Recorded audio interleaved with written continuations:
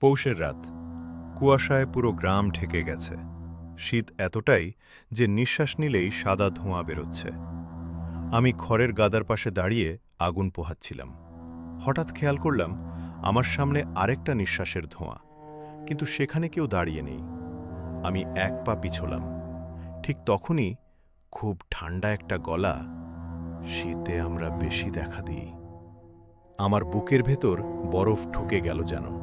কুয়াশার ভেতর থেকে একটা অবয়ব বেরিয়ে এলো, চাদরে মোড়া। মুখ দেখা যাচ্ছে না।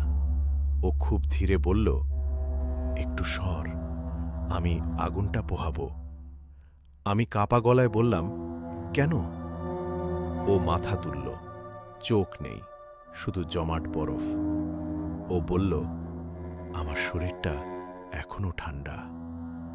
ঠিক তখনই আমার নিঃশ্বাসের ধোঁয়া আর বেরোল না।